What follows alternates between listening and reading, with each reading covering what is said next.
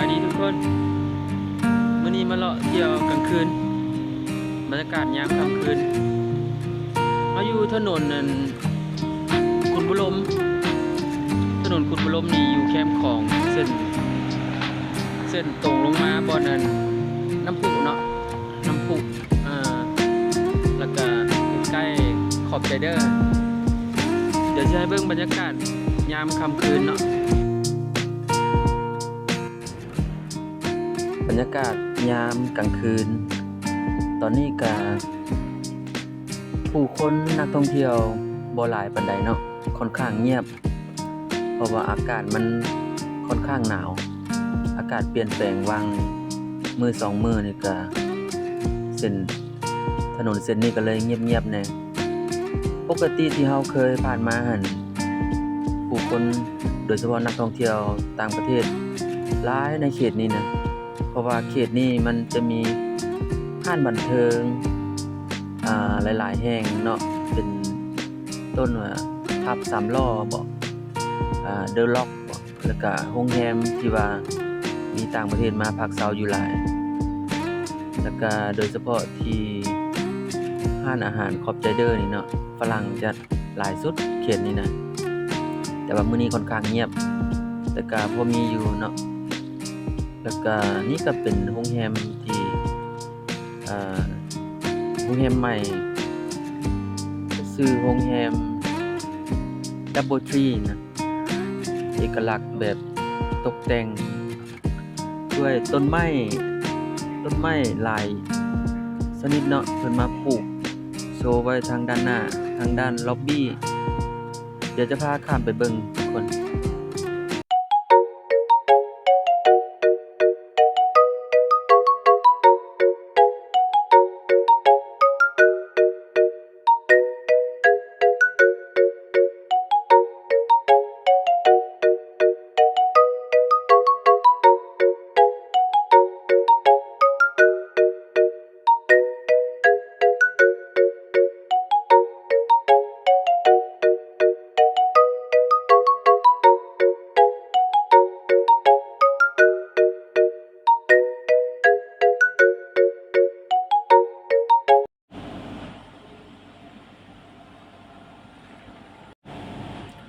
ไปทุกคนข้ามไปฝั่งนั้นเนาะเฮาข้ามมาฮอดฝั่งนี้แล้วเนาะอันนี้ถ่ายจากมุมจากแคมทางแนมเข้าไปห้องรับแขกของเพิ่นเนาะแล้วก็จุดระเบียงที่มีอ่าบ่อนบริการเครื่องดื่มบ่อนพักผ่อนหย่อนใจของนักท่องเที่ยวหลายๆท่านงามเนาะโรงแรมนี่งามหลายอันนี้เฮาเบิ่งทางด้านหน้าโรงแรมโอ้เพิ่นปลูกต้นไม้หลายๆอย่างเนาะเอาต้นไม้มาประดับประดาสวยงามเลยพูนอยู่พุ่นก็แม่นร้านอาหารขอบใจเด้อเลยที่เฮาแนมเห็นพูนอยู่ไกลๆเฮาจะเลาะถ่ายในจุดนี้เขตนี้ให้เบิ่งหน่อยหนึงเนาะแล้วเขาก็จะย่างเลาะไปทางน้ำพุอันนี้ก็จุดทางแยกเข้าไปแคปของพุ่นเลยเนาะพี่น้องตรงไปนี่ก็จะจะตรงไปใส่วัดอันน่ะวัดจีนบ่ที่ว่าอยู่แคมป์ของพู้น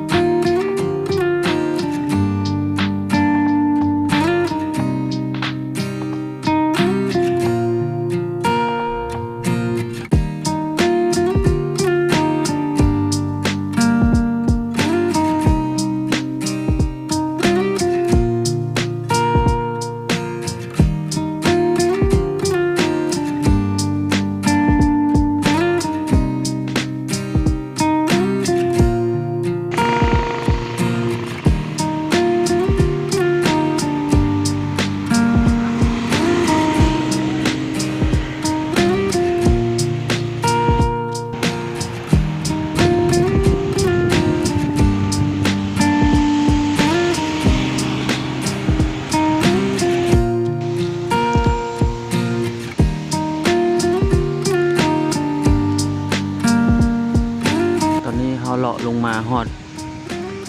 จุดน้ำพุแล้วพี่น้องสวนน้ำพุ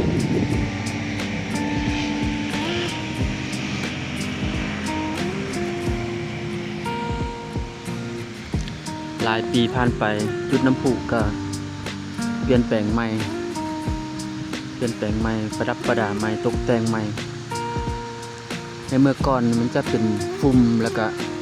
มีตูบแล้วก็เป็นห้านเบียร์ในย้อนไป 7-8 ปีก่อนพุ่นแหละเนาะหรือว่า10 ปีก่อนพุ่นบ่อันนี้ปัจจุบันนี้ตกแต่งแบบนี้สวยงามคนเก่าแบบหรูหราแบบโมเดิร์น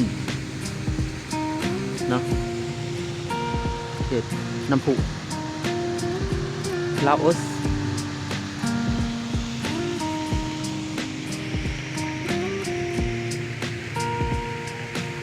เราออมมาเบื้องนี้กันมีหอนาฬิกาหอโมงเนาะหอนาฬิกาค่ายคืออยู่ประเทศอังกฤษอยู่หอนาฬิกา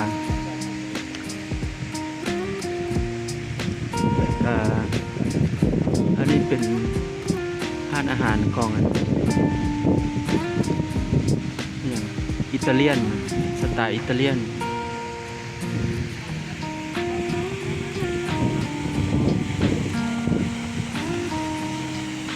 ข้างๆบริเวณน้ำพุก็จะมีเป็นอย่างนั้นมูลไล่เนาะมูลไล่เหล้าเป็นพับหรือเป็นพับเป็นบาร์น้อยๆสำหรับมานั่งจิบเครื่องดื่มฟังเพลงเบาๆ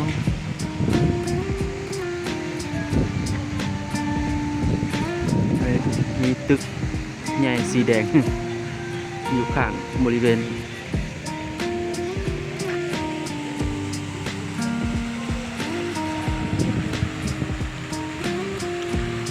เมืองแล้วสวยงามหลาย